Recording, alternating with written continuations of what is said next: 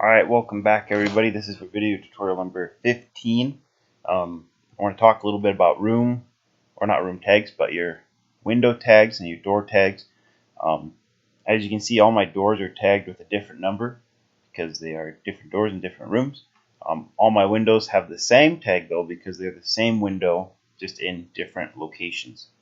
So I want to show you why these are important and they're not just a number.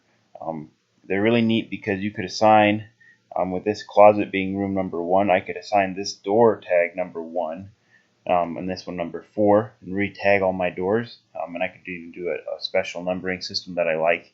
With bigger buildings, you usually see the floor number and the door number afterwards. So if I was on like the 4th floor, I could be room 401, and this would be door 401, for example. But this is important because as we get into more and more stuff, we want to create some schedules for things. So to do that, we go into View tab, and under the Create section, there's a Schedules drop down. And all you have to do is hit Schedule Quantities, and then I can select our doors, and we'll just make a door schedule, right? And then we can make a window schedule as well.